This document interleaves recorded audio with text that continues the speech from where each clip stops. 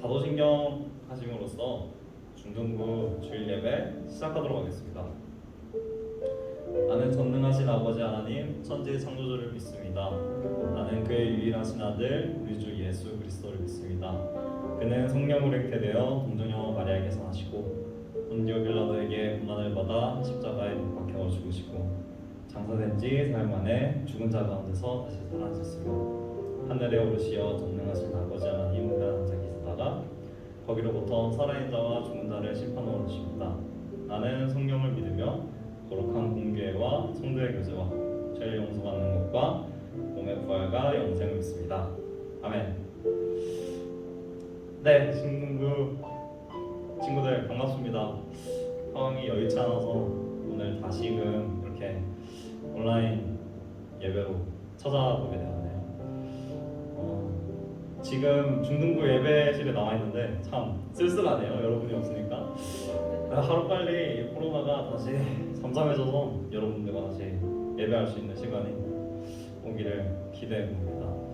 오늘은 이제 저희가 원래 7월 말에 찬양 집회가 수련회가 예정되어 있었잖아요. 그래서 그 주제 말씀인 지혜, 또 지혜서인 잠언을 요즘에 계속 읽고 있었는데 이번 주에는 그 말씀이 눈에 들어왔어요. 너의 모든 행사를 주님께 맡기라. 그래야면 너가 하는 일들이 모두 이루어질 것이다 라는 그런 잠언의 말씀을 봤는데 요즘 따라 저는 뭔가 제가 하는 일들이 좀 잘 안 풀린다는 느낌을 계속 받고 있었거든요. 근데 그러다가 이제 잠언의 그 말씀을 보고 내가 나에게 주어진 일들을 너무 내 힘으로 좀 내 지혜로 하려고 하지 않았나. 나의 삶을, 나의 모든 일들을 하나님께 맡겨드릴 때 나의 그 모든 일들이 다 잘 이루어지는데 내가 너무 내 힘으로 하려고 했구나. 좀 나 혼자 나의 삶을 살아내려고 했구나 라는 그런 생각이 들더라고요. 여러분은 어떠신지 모르겠네요. 여러분의 삶은 어떠신가요? 여러분의 삶을 주님께 맡겨드리고 주님의 그 계획과 그 인도하신 대로 살아가며 그것으로 인한 기쁨과 즐거움을 누리고 계신가요? 그래서 오늘 같이 찬양할 때 그렇게 찬양했으면 좋겠습니다. 하나님, 우리의 삶을 인도하시는 주님, 우리의 삶을 계획하시는 주님, 우리를 인도하여 주시옵소서. 우리의 모든 일을, 모든 행사를 주님께 맡겨드리게 하여 주시옵소서. 그것으로 인해서 우리 일들이 주님의 은혜로 잘 풀어지고 또 그것으로 인한 우리가 즐거움을, 기쁨을 누리게 하여 주시옵소서. 우리 함께 그렇게 그런 마음을 담아서 주님께 찬양을 나갔으면 좋겠습니다. 우리의 선한 목자 되신 주님을 함께 찬양하며 나갑시다.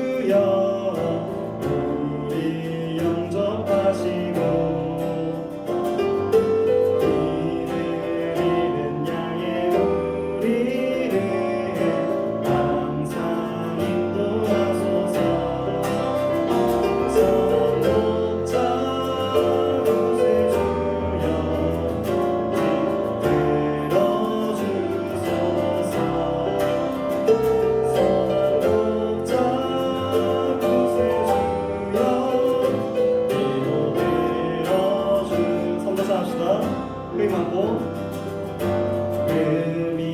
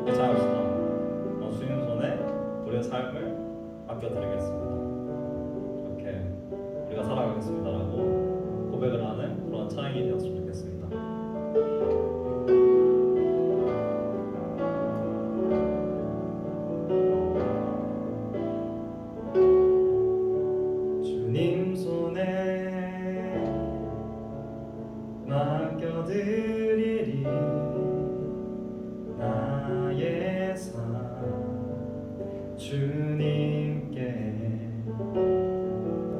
주님 손이 나의 삶 붙드네 나 주의 것 영원히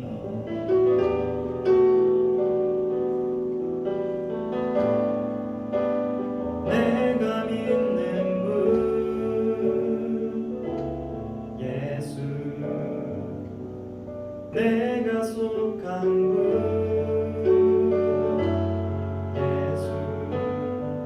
삶의 이유 되시네 내 노래 되시네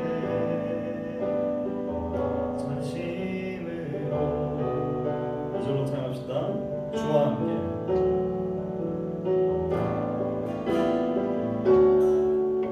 주와 함께 걸어가리라 모든 길을 주실래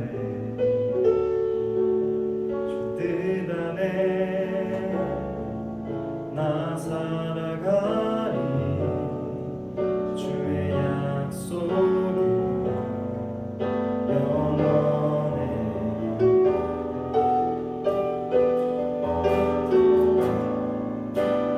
내가 믿는 분 예수 내가 속한 분 예수 삶의 이유 되시네 내 노래 되시네 내가 믿는 분 내가 믿는 분 예수 내가 속한 분 예수 삶의 이유 되시네 네 다시 한번 찬양합시다. 내가 믿는 분 내가 믿는 분 예수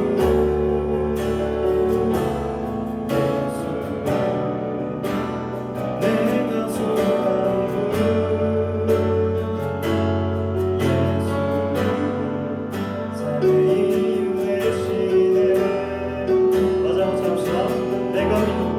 내가 믿는 분 예수 내가 속한 분 예수 삶의 이유 되시네 내 노래 되시네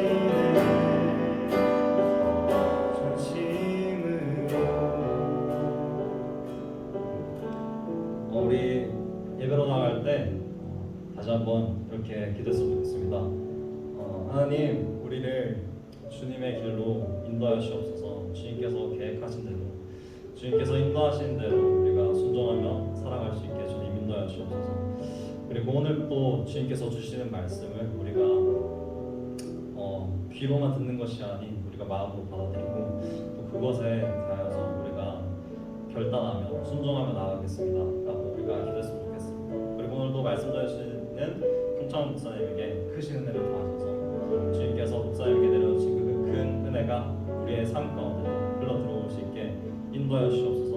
우리 두 가지 기도 제목을 놓고 기도하면서 나갔으면 좋겠습니다. 함께 기도하시겠습니다.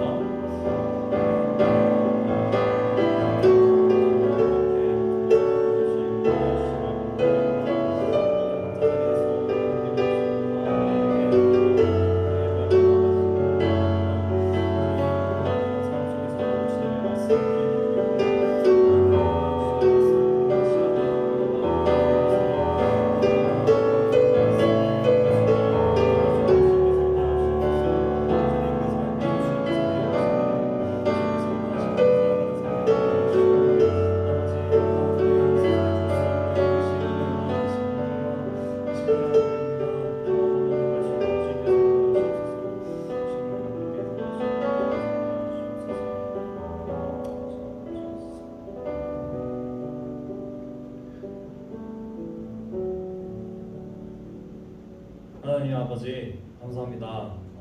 우리가 이렇게 함께 모일 수 없는 상황에서도 이 유튜브를 통해서 우리가 각자의 자리에서 예배를 드릴 수 있게 하심을 감사드립니다. 우리가 비록 이 예배당이 아닌 각자의 집에서 예배를 드리지만 우리가 그냥 대충 우리가 주님께 예배를 드리는 것이 아닌 우리가 정말로 전심으로 주님을 찬양하고 또 주의 말씀을 듣는 그런 시간이 될 수 있도록 주님께서 인도하여 주옵소서. 또 우리가 들을 말씀을 우리가 받을 때에 귀로 듣는 것을 그치는 것이 아니라 우리가 마음으로 받아들이고 그 주님께서 우리에게 주시는 그 말씀이 우리 마음에서 씨앗을 틔우고 또 열매를 맺는 그런 귀한 시간이 될 수 있도록 그러한 삶이 될 수 있도록 주님께서 인도하여 주옵소서. 우리 하실 주님 믿사오며 감사드리며 예수님의 이름으로 기도합니다. 아멘.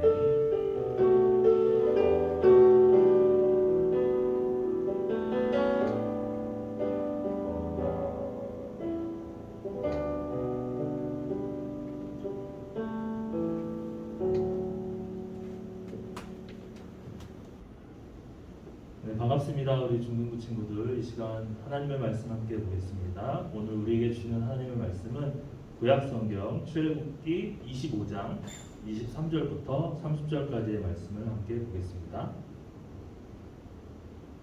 구약성경 출애굽기 25장 23절부터 30절까지의 말씀입니다. 우리 집에서 예배드리는 친구들도 함께 찾아서 봤으면 좋겠습니다. 제가 읽어드리도록 하겠습니다. 너는 조각목으로 상을 만들되 길이는 2규빗, 너비는 1규빗, 높이는 1규빗 반이 되게 하고 순금으로 싸고 주위에 금태를 두르고 그 주위에 손바닥 넓이만한 턱을 만들고 그 턱 주위에 금으로 태를 만들고 그것을 위하여 금고리 넷을 만들어 그 네 발 위 네 모퉁이에 달되 턱 곁에 붙이라. 이는 상을 맬 채를 꿰 곳이며 또 조각목으로 그 채를 만들고 금으로 싸랴. 상을 이것으로 맬 것입니다. 너는 대접과 숟가락과 병과 붓는 잔을 만들되 순금으로 만들며 상 위에 진설병을 두어 항상 내 앞에 있게 할지니라. 아멘. 네, 반갑습니다 친구들. 우리가 상황이 어쩔 수 없어서 2주간 비대면 예배로 또 함께 예배를 드리게 되었습니다. 우리가 이 자리에 함께 예배를 드리지 못하지만 각자의 자리에서 예배의 우선순위를 지키며 함께 예배 드릴 수 있는 친구들이 됐으면 좋겠습니다. 우리가 성경을 읽어보면 참 다양한 이야기들 속에서 또 그 이야기 속에 굉장히 또 흥미진진한 그런 상황들을 보게 됩니다. 특별히 우리가 오늘 읽어본 출애굽기의 전체적인 내용을 살펴보면 우리가 출애굽기의 이제 전반부의 내용들은 굉장히 영화로 만들어도 굉장히 재밌을 법한 흥미진진하고 스펙타클한 이야기들이 많이 나와요. 10가지 재앙을 비롯해서 모세가 이스라엘 백성들을 이끄는 과정 속에서 하나님께서 구름기둥과 불기둥으로 이스라엘 백성들을 인도하셨던 모습, 또 홍해를 건너는 이야기 등등은 정말 영화로 만들어도 굉장히 놀랍고 또 재미있는 그런 이야기, 그리고 정말 짜릿한 감정도 느낄 수 있는 그런 이야기라고 생각이 돼요. 이처럼 출애굽기의 그런 앞부분에는 굉장히 좀 놀라운 그런 모세의 이야기, 또 출애굽 이야기들이 많이 나오게 됩니다. 그런데 이제 출애굽기의 후반부로 오게 되면 우리가 이런 내용을 굳이 알 필요가 있을까라고 생각이 들 정도로 굉장히 지루하고 별로 나와는 상관없는 그런 이야기들이 나오게 됩니다. 성경을 우리가 이제 읽어 나가는 것을 주로 이제 통독이라고 얘기를 하는데, 아마 성경을 통독해본 친구들은 알겠지만 이제 성경 속에 굉장히 읽고 싶지 않은 지루한 이야기들 중에 이제 하나가 뭐냐면 족보 이야기. 누가 태어나고 누가 어디서 낳고 누가 태어나고 누가 태어나고 이런 족보 이야기, 굳이 내가 그런 어려운 사람들의 이름을 굳이 알 필요가 있을까? 굉장히 지루한 게 이제 이 족보 이야기고, 또 하나는 우리가 이제 오늘 읽게 될 그런 물건들, 물건들의 제조나 그런 재료의 이야기들, 이것은 몇 규빗으로 만들고, 그게 오늘날 나랑 무슨 상관이 있길래 성경을 읽어야 되나? 통독을 한 친구들은, 아마 성경을 좀 본 친구들은 이 두 가지 이야기를 굉장히 지루하게 생각할 수 있을 거예요.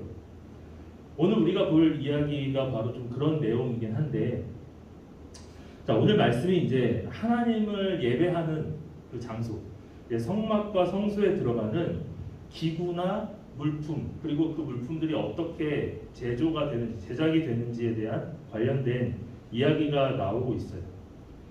사실 이제 목사인 저도 이런 이야기가 별로 와닿지가 않고 뭐가 중요한가 생각이 들 때도 있지만, 계속해서 반복되는 이런 이야기 속에서도 우리가 꼭 알아야 하는 영적인 의미가 담겨져 있다는 것을 오늘 말씀을 통해서 살펴볼까 해요.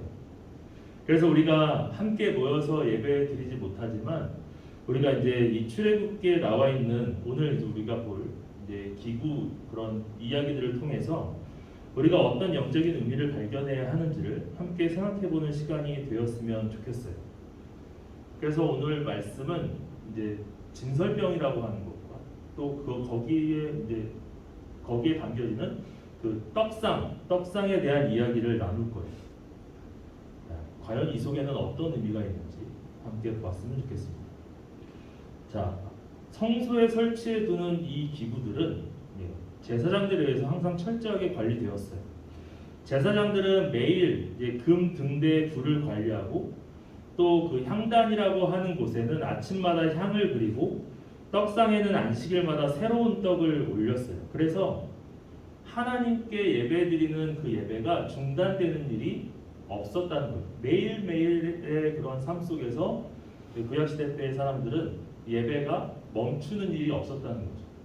어찌 보면은 지금 이제 서론만을 얘기하는데도 우리도 이렇게 지금 코로나의 상황 속에서도 예배가 멈추지 않잖아요.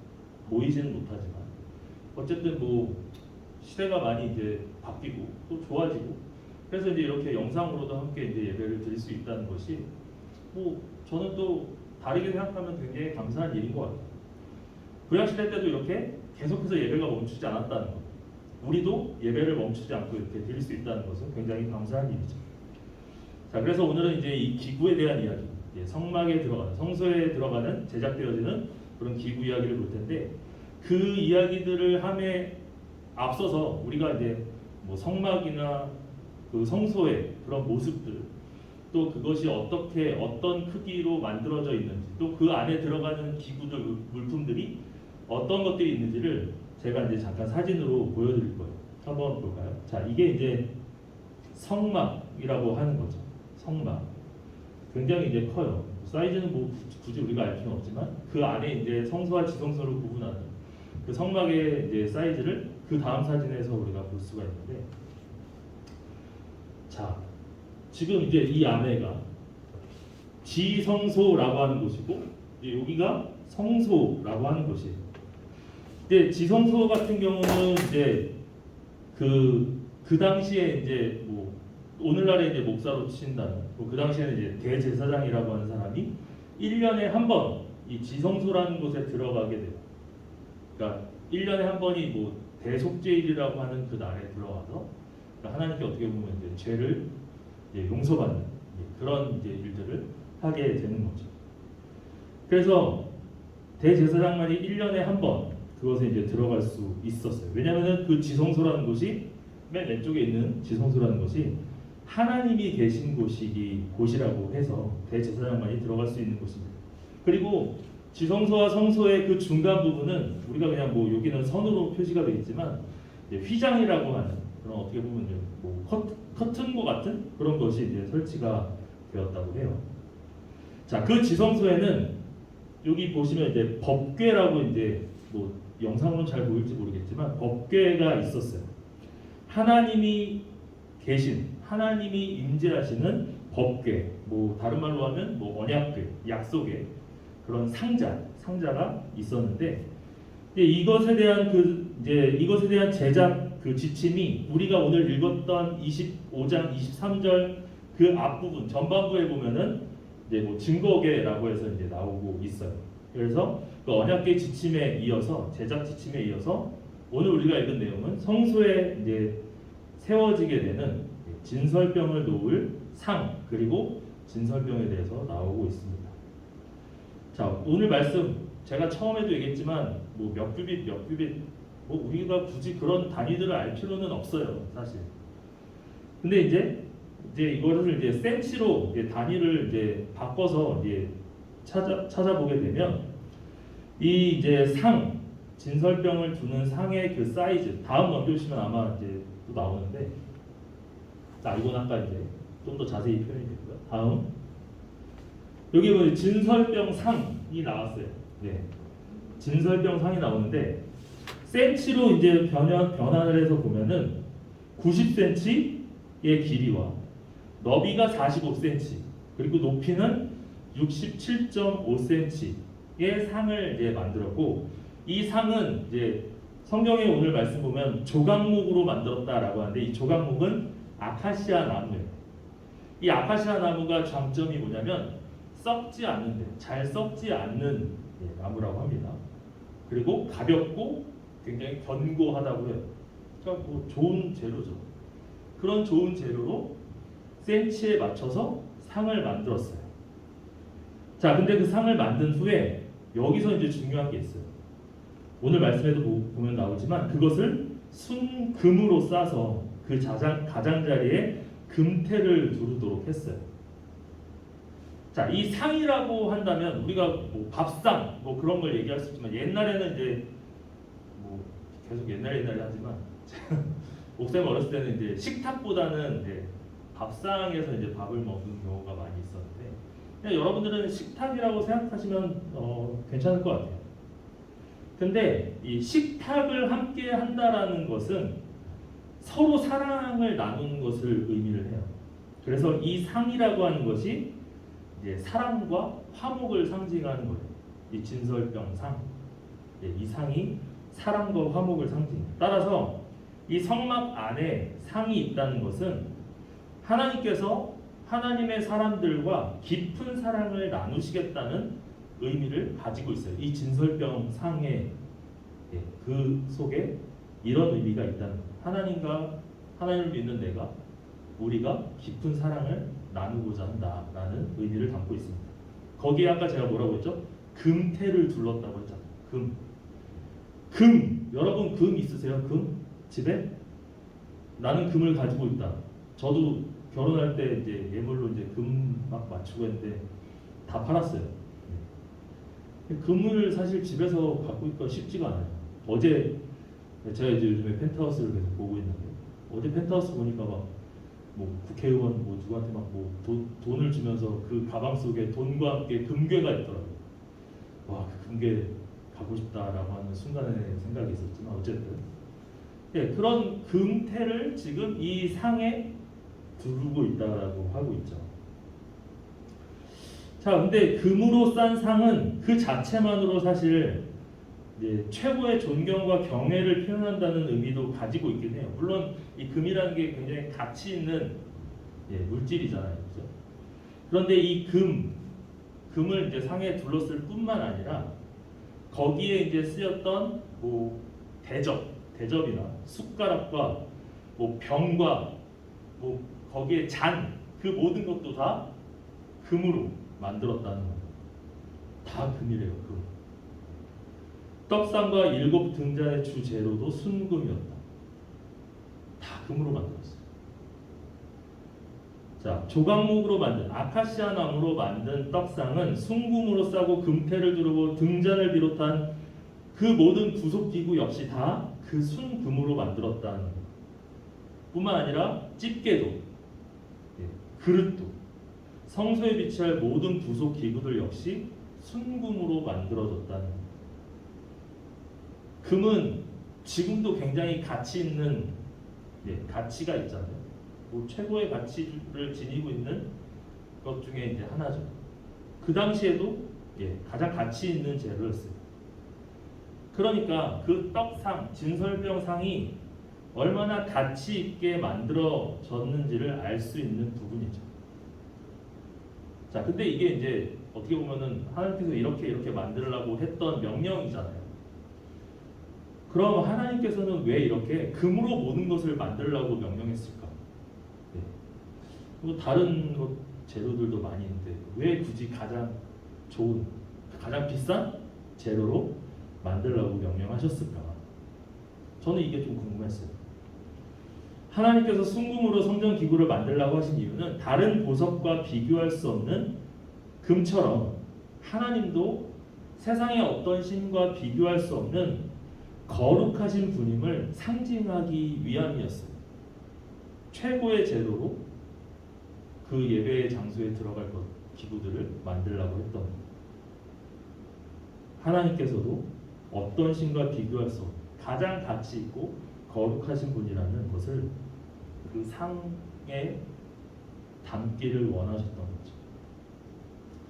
특히 주목해야 할 부분은 그 상을 언약궤 앞에 놓고 진설병을 항상 상 위에 놓아두도록 한 점이에요. 우리가 읽었던 마지막 30절 말씀에 그런 말씀이 있죠. 상 위에 진설병을 두어서 항상 내 앞에 있게 할지니라. 이 진설병은 일종의 이제 누룩을 넣지 않은 떡입니다. 네, 빵이라고 생각하면 돼요. 자, 이 진설병에는 12개의 그 당시에 표현하기는 뭐 떡이라고 표현하지 말고 케이크라고도 표현을 하고 떡을 놓게 되는데, 자, 레위기 말씀에 보면은 이런 말씀이 있어요. 다음 넘겨주시면 레위기 24장 5절과 6절에 이런 말씀이 있어요. 너는 고운 가루를 가져다가 떡 12개를 굽되 각 덩이를 10분의 2 에바로 하여 여호와 앞 순결한 상 위에 두 줄로 한 줄에 6씩 진설하고, 그러니까 6개 그 상 위에 6개에서 총 12개의 그 진설 병을 놓으라는 거죠. 자, 12개라는 것은 그 당시에 이제 이스라엘이 12지파라고 하는 12개의 어떻게 보면 부족으로 이제 나누어지게 되는 그런 이제 언약 공동체를 상징을 합니다. 진설병은 문자적으로는 얼굴의 떡, 즉 하나님의 얼굴, 즉 하나님의 임재, 하나님의 함께하심을 상징하는 것이죠.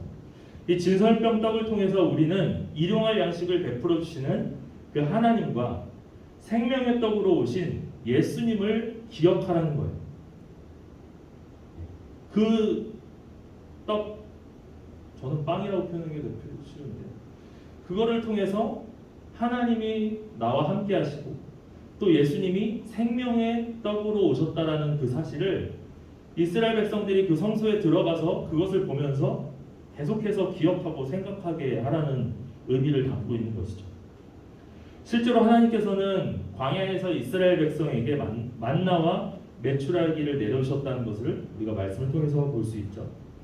또 가나안 땅에서는 그 땅의 곡식으로 먹이셨고, 예수님 역시 요한복음 6장에 보면 자신을 생명의 떡에 비유를 하셨죠. 내가 곧 생명의 떡이라 라고 말씀하고 계시고, 나는 하늘에서 내려온 살아있는 떡이니 사람이 이 떡을 먹으면 영생하리라. 그러니까 예수님을 먹으라고 이런 게 아니라 예수님과 함께 하시고 예수님께서 주시는 말씀들 그런 것들을 내가 경험했을 때 비로소 영원한 생명을 누릴 수 있다라고 하는 좀 비유적인 의미를 담고 있는 것이죠. 그래서 내가 줄 떡은 곧 세상의 생명을 위한 내 살이니라 라고 예수님께서도 그렇게 말씀하고 계십니다. 어쨌든 그 성소 안에 들어가는 그 진설병 상에 올려지는 그 진설병을 통해서 우리는 하나님이 함께 하신다. 그리고 예수님께서 나를 위해 십자가에 죽으셨다. 생명의 떡으로 오셨다라는 사실을 늘 우리 마음속에 기억해야 된다는 거죠. 하늘에서 내려온 살아있는 떡이 자신을 먹으면 영생할 거라고 말씀하고 계십니다. 그리고 이 진설병을 통해서 우리에게 주시는 메시지는 하나님이 나와 함께 하시니까 하나님의 임재 앞에서 우리가 늘 살아가야 된다는 거죠. 하나님 앞에 내가 항상 있다라는 사실을 기억하라는 거죠. 그럼 하나님이 늘 나를 보시고 하나님이 늘 나와 함께 하신다라는 그것은 내가 그냥 막 살면 안 된다라는 거죠. 하나님 앞에서 거룩하게 또 하나님 앞에서 성결하게 살아야 된다는 사실을 이 진설병을 통해서 또 말씀해주고 있는 겁니다. 자, 말씀을 정리해보면 이 하나님의 임재와 그분과의 동행은 믿는 저와 여러분들이 누릴 수 있는 놀라운 특권이지만 동시에 우리에게는 그리스도인의 책임감도 따르게 된다는 거예요. 그 책임감은 바로 순결함과 거룩함이라는 그 책임감, 의무가 요구된다라는 사실이에요. 오늘 우리가 오늘 떡상 그리고 진설병을 살펴봤지만 금빛 찬란한 화려함만을 보고 좋아하기만 할 것이 아니라 그에 걸맞는 거룩하고 성결한 삶이 요구되는 것이 바로 저와 여러분들의 정체성이라는 사실을 기억할 필요가 있다는 겁니다. 그래서 오늘 사실 지루한 이야기일 수 있지만 그 떡상의 의미가 무엇인지 아까 제가 말씀드렸죠. 다른 세상의 어떤 가치보다도 하나님이 제일 세상 어떤 신보다도 하나님께서 가장 위대하시다, 가치가 있다라는 그 사실. 그리고 그 상에 올려지는 그 진설떡 병을 통해서 하나님이 나와 함께 하시고 또 예수님께서 생명의 떡으로 오셨다라는 그 사실을 우리가 오늘 말씀을 통해서 잊지 않았으면 좋겠어요. 그래서 이번 한 주도 거룩한 주의 제자로 성결한 제자로 살아가기를 주님의 이름으로 축복합니다. 기도하겠습니다. 하나님 감사합니다. 오늘 어려운 이야기일 수 있지만 어려운 말씀일 수 있지만 우리가 진설병 상과 또 그 진설병에 대해서 함께 살펴보았습니다. 하나님은 다른 어떤 것과 비교할 수 없는 가장 위대하신 분, 또 가장 전능하신 분이라는 사실을 그 진설병 상을 통해서 깨닫게 하시고 또 그 위에 돌려지는 그 진설병을 통해서 하나님의 임재와 또 생명의 떡으로 오신 그의 아들 예수 그리스도를 우리가 기억하면서 우리의 삶 가운데도 매일매일 거룩하고 정결한 또 성결한 삶을 살아갈 수 있도록 우리의 삶을 붙잡아 주시고 함께하여 주옵소서. 코로나라고 하는 이 상황 속에서도 우리가 하나님께 드리는 예배는 멈추지 않고 계속되고 있습니다. 우리가 예배의 우선순위를 늘 두어서 하나님께 마음을 다해서 전심을 다해서 늘 주님 앞에 예배드릴 수 있는 귀한 우리 또 중등부 친구들 한 사람 한 사람 다 되게 하여 주시옵소서. 감사를 드리며 예수 그리스도 이름으로 기도드립니다. 아멘. 우리 시간 함께 헌금은 드릴 수 없지만 우리가 또 2주 동안 잘 모아서 우리가 예배 드릴 때 하나님께 헌금을 드릴 수 있었으면 좋겠습니다. 우리 찬양하면서 함께 응원하겠습니다. 나의 피난처 예수를 의지해요. 나의 피난처 예수 의지해요. 나의 가는 길에 거센 바람 몰아쳐와도 나의 피난처 예수 의지해요. 나는 영원히 주님 사랑해요. 나는 영원히 주님 사랑해요. 세상 어떤 것도 나의 사랑 끊을 수 없네. 나는 영원히 주님 사랑해요. 아버지 나를 사랑하시니 나의 모든 것 주께 드려요. 아버지 내가 여기 있으니 주님 영광 위하여 써주세요. 주님 나라 위하여 주님 나라 위하여 써주세요. 우리 함께 기도하겠습니다. 하나님 아버지 감사합니다. 하나님께서 어떠한 상황 속에서도 우리를 눈동자처럼 지켜주시고 이스라엘 백성들을 인도하셨던 것처럼 구름 기둥과 불 기둥으로 또 함께 하셨던 것처럼 우리의 삶 속에서도 보이진 않지만 늘 우리와 함께 하시고 또 우리에게 은혜 주시니 감사를 드립니다. 우리가 함께 모여서 예배드리지 못하지만 또 각자의 자리에서 삶의 자리에서 주님께 예배드리며 우리의 마음을 주님 앞에 온전히 올려드립니다. 우리의 마음을 기뻐 받아 주시옵소서. 하나님, 우리의 삶 속에 많은 어려움들이 있지만 또 그것을 이길 수 있는 힘은 하나님의 임재하심, 또 생명의 떡으로 오신 예수님께서 우리와 함께 하시기 때문임을 늘 잊지 않고 하루하루를 또 주님과 동행하며 주님의 임재 속에서 살아갈 수 있도록 우리 중부 공동체 한 사람 한 사람을 지켜주시고 보호하여 주옵소서. 어려움에 처한 친구들이 있다면 주님께서 위로하여 주시고 그 마음을 만져주시옵소서. 육체적인 아픔들이 있다면 하나님께서 그 아픔들을 치료해 주시고 회복시켜 주셔서 건강한, 영적으로 육체적으로 건강한 우리의 삶이 될 수 있도록 주님 도와주시옵소서. 매일매일의 삶 속에서 주님을 더 기억하고 또 주님이 나와 함께 하심을 늘 잊지 않기를 원합니다.